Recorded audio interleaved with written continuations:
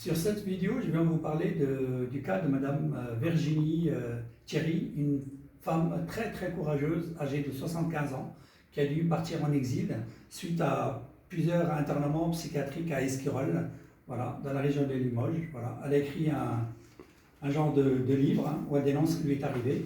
Donc bravo à elle. Voilà. J'ai été interné sous contrainte avec une sauvegarde de justice à Esquirol, hôpital psychiatrique à Limoges, en 2018, pour avoir, selon le docteur Maharcon, qui a fait une grave erreur médicale sur ma personne. Voilà, voilà, Virginie Thierry, voilà son mail, voilà, voilà, voilà, elle est en exil comme moi-même, hein, ici. J'avais peur de me promener seul car j'étais agressé en immigration. J'avais peur d'Esquirol et maintenant j'ai peur de maire de la police, je ne sais plus comment retourner. J'ai plusieurs preuves irréfutables comme quoi j'étais commissariat, dont deux en chair et en os. Voilà. Voilà ce qui se passe.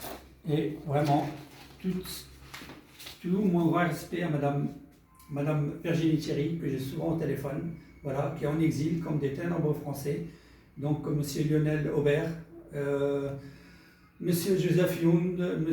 Ben Sadar Bendaya, et j'en passe. Mais la question est combien de morts en psychiatrie en France? Combien de morts sous le silence de l'État français?